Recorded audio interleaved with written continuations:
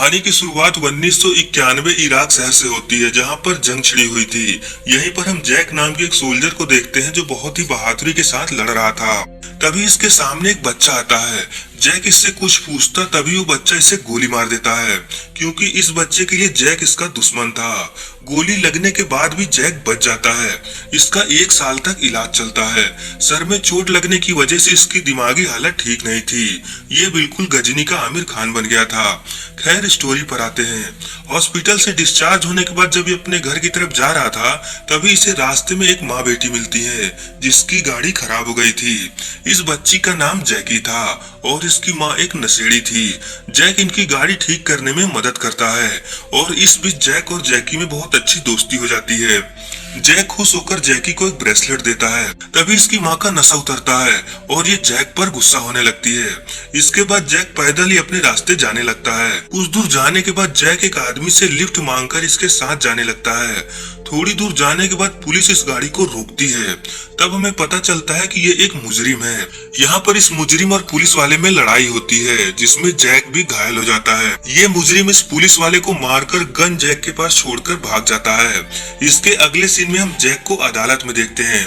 इसके ऊपर उस पुलिस वाले का मर्डर का इल्जाम था, मगर जैक को तो कुछ भी याद नहीं कि वहाँ पर क्या हुआ था। इसीलिए जैक को मेंटल जेल में डाल दिया जाता है। इस हॉस्पिटल के मेन इंचार्ज डॉक्टर थॉमस थे, जो किसी तरह का एक्सपेरिमेंट अपने मरीजों पर कर रहे थे और यही एक्सपेरिमेंट अब जैक के साथ होने वाला था। इसीलिए जबरदस्ती जैक को कुछ दवा देकर इसको एक जैकेट पहनाया जाता है। इसके बाद जैक को एक लॉकर में डाल दिया जाता है। जैक बहुत रिक्वेस्ट करता है, मगर ये लोग इसकी बात नहीं सुनते। कुछ देर बाद जैक को सांस लेने में परेशानी होने लगती है और इसे अजीबोगरीब विजन आते हैं। तभी इसे लॉकर से बाहर निकाल लिया जाता है। डॉक्टर थॉमस इसको चेक करते हैं कि क्या इनका एक्सपेरिमेंट काम किया या नहीं। अगले सीन में जैक हॉस्पिटल में अकेला बैठा था। तभी इसके पास रूडी नाम का एक मरीज आता है। रूडी जैक से बात करने की कोशिश करता है, मगर जैक को लगता है कि रूडी पागल है, इसीलिए ज्यादा बात नहीं करता। थोड़ी देर बाद फिर से जैक को पकड़कर लॉकर में डालने वाले थे। तभी जैक डॉक्टर थॉमस को चोट पहुंचाकर यहाँ से भागने की कोशिश करता है, मगर ये ऐसा नहीं कर पाता। जैक को फिर से वो जैकेट पहनाकर इसको लॉकर में डाल दिया जाता है। तभी इसे फिर से विजन आने लगते हैं और ये अचानक से एक मोटल के सामने टेलीपोर्ट होता है। जैक यहाँ पर कैसे पहुंचा ये हम आगे जानेंगे। यहाँ से एक नशेड़ी लड़की गुजर रही थी। ये देखती है कि जैक बेचारा ठंड में अकेला खड़ा है। ये जैक से पूछती है कि क्या तुम टैक्सी का इंतजार कर रहे हो? अगर तुम चाहो तो मैं तुम्हें घर छोड़ सकती हूँ, बोलो तुम्हारा घर कहाँ है। मगर जैक तो गजनी का फैन था। ये कहता है मुझे कुछ नहीं मालूम। इस लड़की को जैक पर तरस आ जाता है, इसीलिए जैक को अपने घर ले आती है। इसका नाम जैकी है और ये वही बच्ची है जिसे बचपन में जैक ने इसे ब्रेसलेट दिया था, मगर ये बात अभी इन दोनों को नहीं पता है। कुछ देर बातें करने के बाद जैक को यहाँ पर एक ब्रेसलेट मिलता है, जो इसने कुछ समय पहले रोड पर एक छोटी बच्ची को दिया था और साथ में उस लड़की की मॉम और उस बच्ची की फोटो भी थी। जैक ये ब्रेसलेट और इस फोटो के बारे में जैकी से पूछता है। ये बताती है कि ये मेरी मॉम है और ये ब्रेसलेट इसको बचपन में एक आदमी ने दिया था। ये सुनकर जैक चौंक जाता है, क्योंकि इसने कुछ समय पहले ये ब्रेसलेट उस बच्ची को दिया था। जैक बहुत ही कंफ्यूज हो रहा था। ये जैकी से पूछता है कि ये कौन सा साल चल रहा है। जैकी को लगता है कि ये सच में पागल है। ये इसे बताती है कि अभी 2007 चल रहा है। ये सुनते ही इसको चक्कर आने लगते हैं। खैर, कहानी पर आते हैं। जैक को अब समझ में आ गया था कि ये किसी तरह 1992 से 2007 में आ गया है और ये लड़की वही छोटी बच्ची है।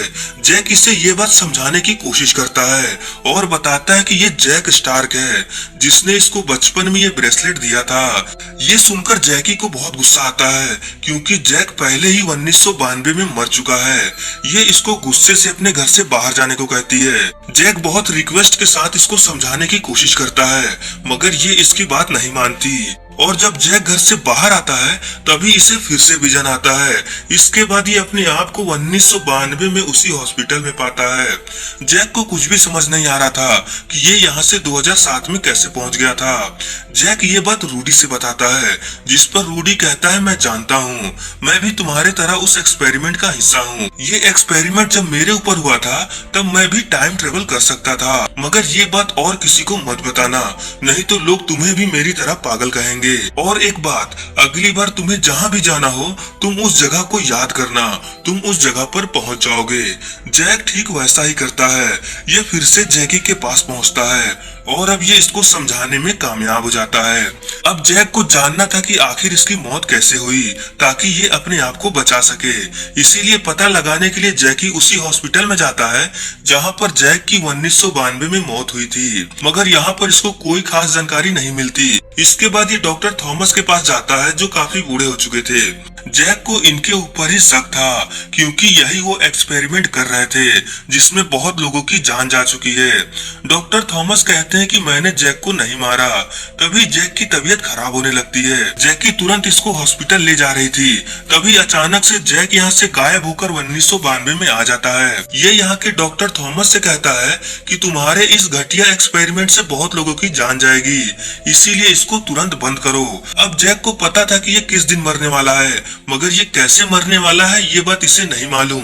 इसीलिए जैक फैसला करता है कि भले ही अपने आप को न बचा सके, मगर ये जैकी की लाइफ को सही करेगा जिसकी मॉम ज्यादा नशा करने के कारण मारी गई और इसीलिए जैकी भी नशेड़ी बन गई। अब अगली बार जैक उस समय में जाता है जहां जैकी और इसकी मॉम जिंदा थी।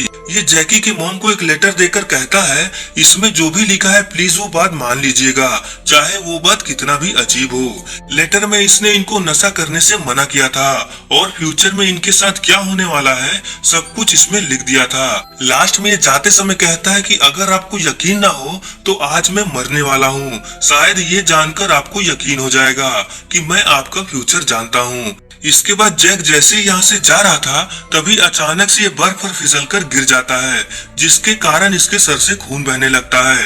अब जैक को समझ में आता है कि आखिर इसकी मौत कैसे हुई। इसके बाद जैक को उसी हॉस्पिटल में ले जाया जाता है। जैक इनसे रिक्वेस्ट करता है कि मुझे वह जैकेट पहनाकर उस लॉकर में भेज दो। ये लोग ठीक वैसा ही करते हैं। जैक फिर से टाइम ट्रेवल करके उस जगह पर पहुंचता है जब ये पहली बार यंग जैकी से मिला था। जैक के सर से यहाँ पर भी खून बह रहा था। जैकी पूछती है क्या हुआ तुम्हें? जैक बताता है कुछ नहीं, बस थोड़ा फिसल गया। जैकी इसको हॉस्पिटल ले जाने के लिए लिफ्ट देती है। तभी रास्ते में जैकी के मॉम का फोन आता है और ये उनसे बहुत प्यार से बात करती है। अब जैक को समझ में आ जाता है कि इसकी मॉम ने नशा छोड़ दिया जिसके कारण अब जैकी का पूरा फ्यूचर बदल चुका है। ये जानकर जैक बहुत खुश था। ये दोनों बातें करते हुए हॉस्पिटल की तरफ बढ़ रहे थे और इसी के साथ ये फिल्म खत्म हो जाती है।